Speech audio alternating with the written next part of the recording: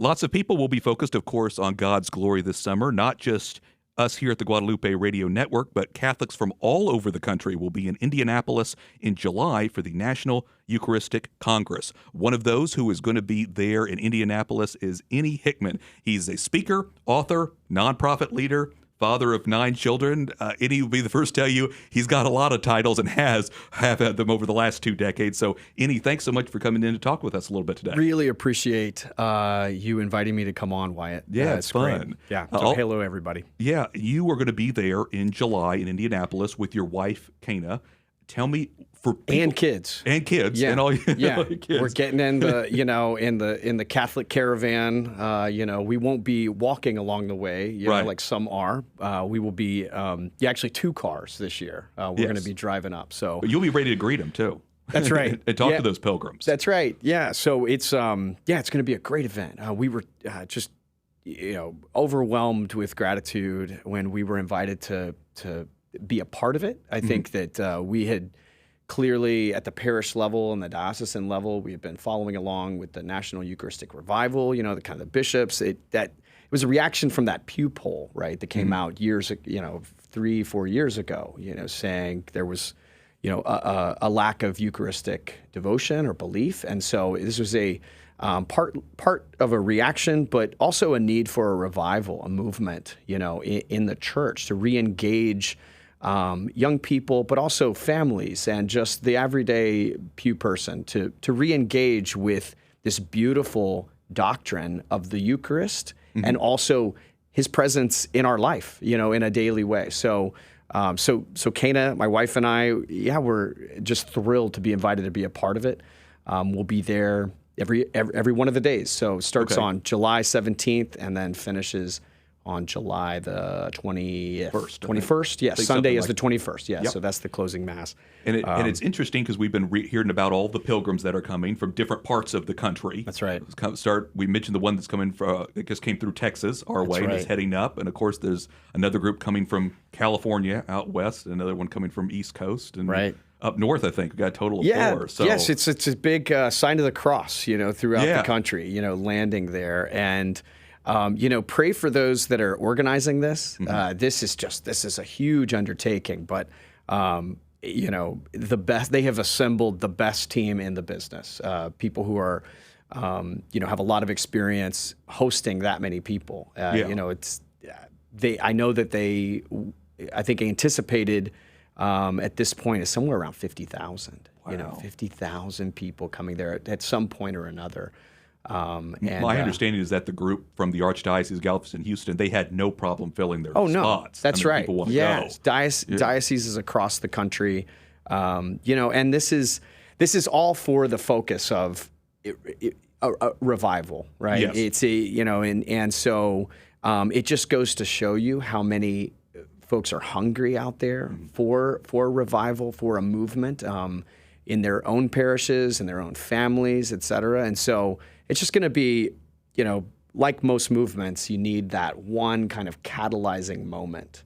Yeah. I remember when I was a kid and, it was in high school, it was World Youth Day, 1993 in Denver. Just the excitement of going, and then, of course, there were many pilgrims that went to Philadelphia, the World Meeting of Families. And these experiences do sort of catalyze, especially for families, traveling together, catalyzes that moment that can turn into a movement every day because you can point back to it, and go, remember what we committed to, remember what we had a deeper desire for the Eucharist. This is what that will be. And then in completion of the kind of the 3 M's, it's on mission. Yeah. Where you can attend an event and it's nice and everybody has a good time, but if that doesn't become into a movement of daily sort of practices, you're never going to achieve that final piece, which is the Great Commission to go and share the gospel with the world. And so the goals of this Congress are just that: revival, and then sent on mission into into the world. So it's going to be a beautiful, beautiful cause, beautiful event coming up in July. Well, I like the way that you'd phrased that mission, because you said earlier, first off, to pray for everybody, which is so important. Yeah, Start please. the right way. Yeah. And then you talked about that mission of bringing Christ and the Blessed Sacrament out to the world, and the fact that Christ really is present there. You know, it's still incredible to me that there are so many people who claim to be Catholic that still don't believe. But luckily, like you said, because of this event, we can pray, we can show people that devotion to Christ in the Eucharist as well, and encourage them to be a part of it. So I love your phrasing to that, because people who can't necessarily attend can still pray for you. They can still attend Mass. They can still receive Christ in the Holy Eucharist. We just had a beautiful Eucharistic procession at my home parish at St. Thomas More.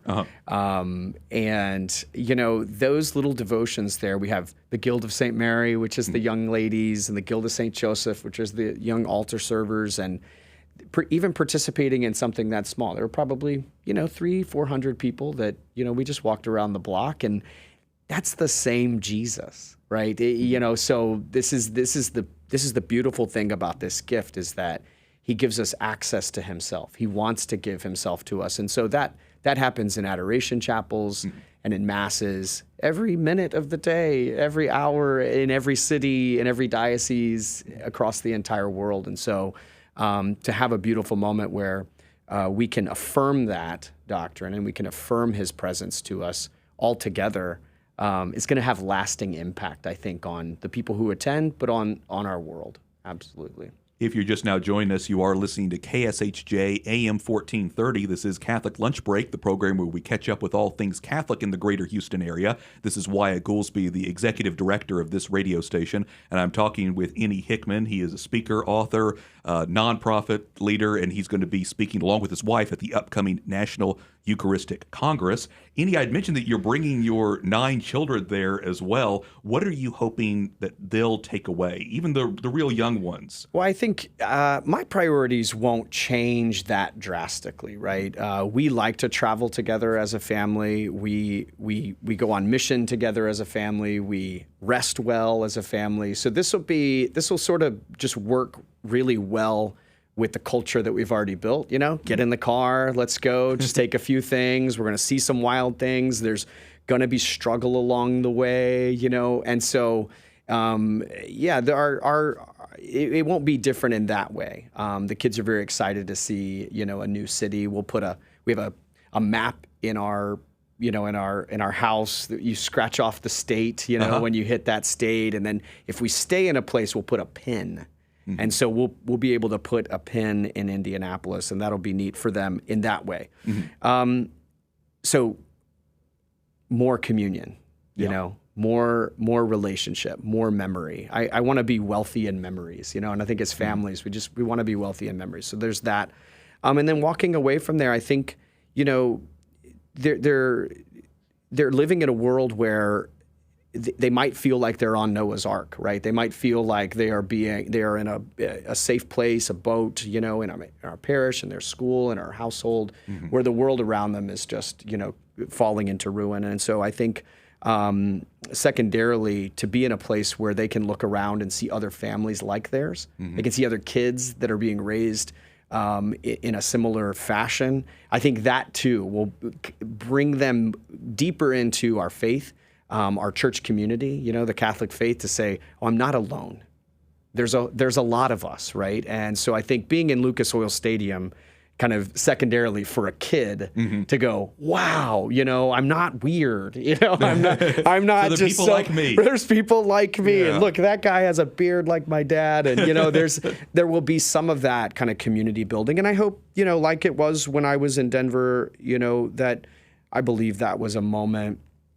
Where I was open to the Spirit really making a home in me. I knew my faith. I knew, I could talk to you about the faith, but it wasn't personal yet. And so for my older kids, my preteen kids, excuse me, to have a moment to make a choice, to say, okay, I'm open. I'm more open. I'm not a kid anymore. I'm open. And then, there's going to be a lot of neat experiences for the young families. That's what Kana and I will be leading that track with the families there. So catechesis of the Good Shepherd. There'll be plenty of opportunities for some neat things for the kids. So I'd say those are the two goals.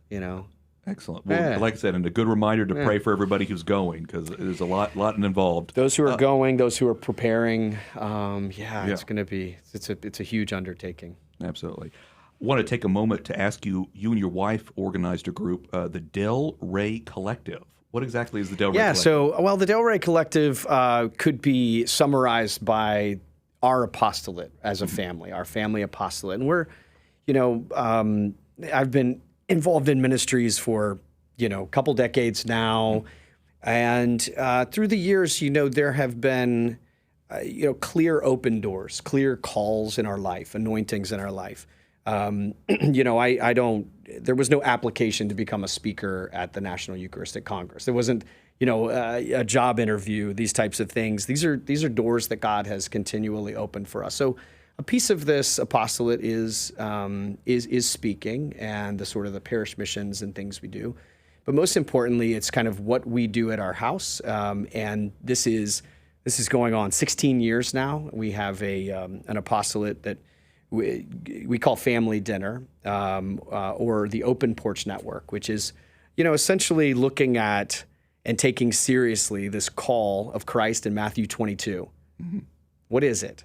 Well, it's to love God and love neighbor. We had this experience where, one of my children, we were driving home from Mass one day, and we live in a, nice, middle class suburban neighborhood where, you pull into the garage and shut the door before you talk to your neighbors or any of these types of things, right? And we're driving home, and he says, I hear my wife and him talking, and he must have been 4 years old, and he said, well, you can ask Dad at breakfast. And so at breakfast, I'm saying, what's going on, son? What do you need? He said, Dad, I think we need to meet our neighbors.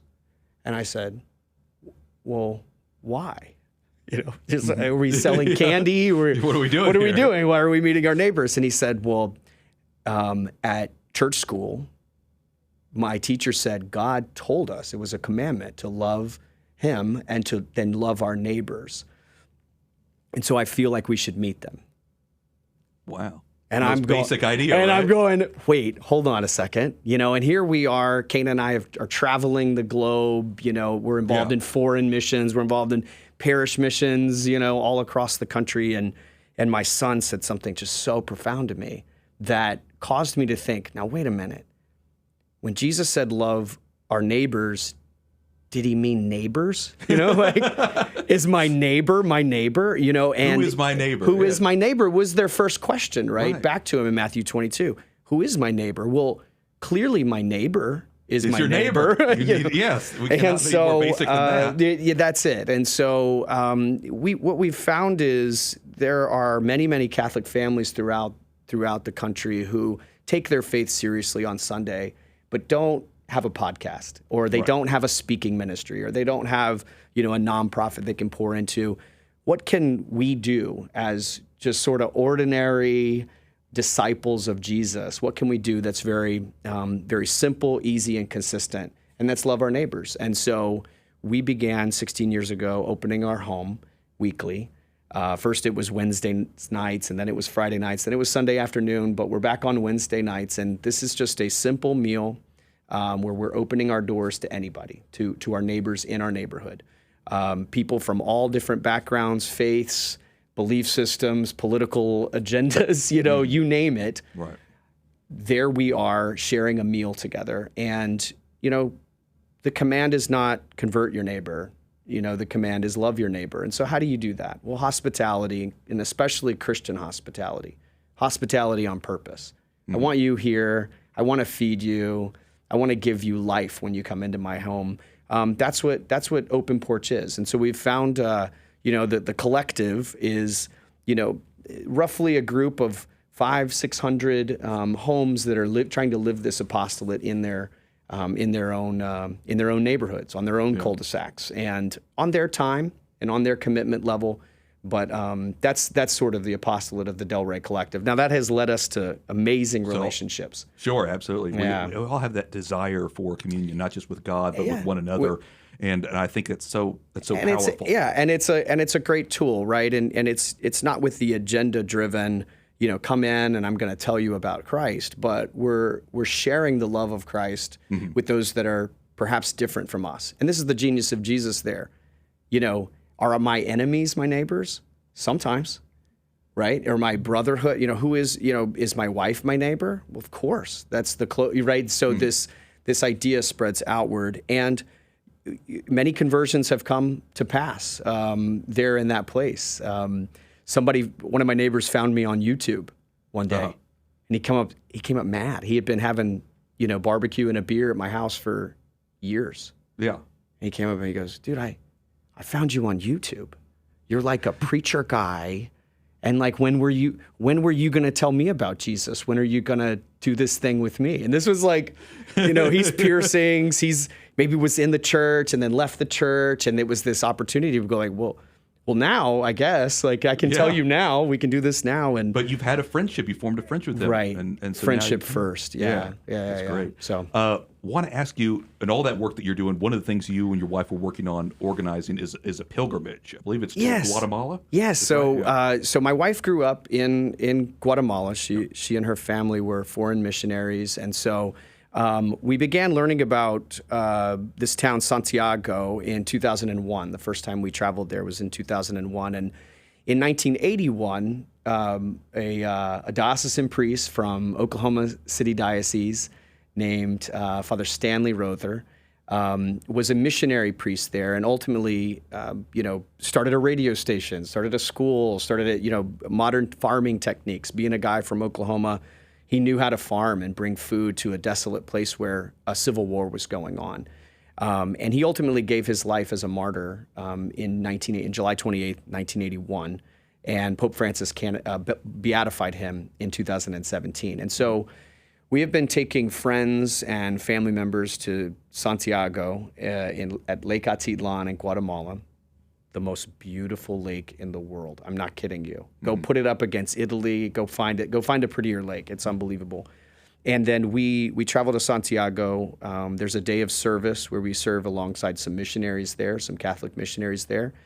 We take time for prayer and rest. It's not one of these pilgrimages where you're following me with a flag and we're going to go to this. Although that would be interesting. Be great. There's a lot of exactly. There's a lot of free time. There's a lot of rest. There's a lot of prayer and contemplation there. So pilgrimagetobeauty.com. Okay. Pilgrimagetobeauty.com is the place you can find more about that, and I can send you a link if you'd like. Yeah, we put that on. We'll be traveling this July.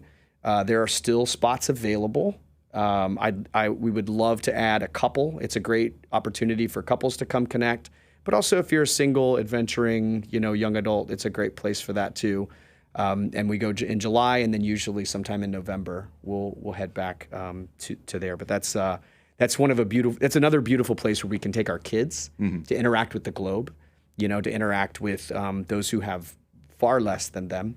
And it's I would say it's kind of a gateway sort of travel. It's 2.5 hours from Houston on a flight. Right. It's not huge. You're not going to Europe. You're not going way far away. And it's cheaper to get there than Pittsburgh. It's a pretty affordable trip to take a family on. So thanks for asking about that. Sure. Well, just note that we and hopefully all of our radio audience and those watching online will be praying for you, praying for your family, for safe travels. Yeah, thank you. Both for the pilgrimage as well as then to Indianapolis for the big pilgrimage, National Eucharistic Congress as well. So we appreciate your taking the time to come on here, Ennie, and a reminder for Father Stanley Rother. Pray for us. Thank you. And I brought this relic for you. Look at that. Third class relic here. Put that up here for those who are watching via our stream. Looks like we got the prayer carded relic there. That's right. Father Stanley. Yeah, Rother. pray for his cause as well. That's he's very powerful witness, very powerful story. Blessed Stanley Rother. That's great. Yep. Ennie Hickman, speaker, author, nonprofit leader. I don't know, titles seem to Dad. bring titles. Dad, that's the big important Catholic one. dad. Yeah. We appreciate you coming on. Thanks Absolutely. so much. Thank you, Wyatt. And coming up a little bit later here, we have 3 new priests in Houston. We'll talk about the ordination rite for priests.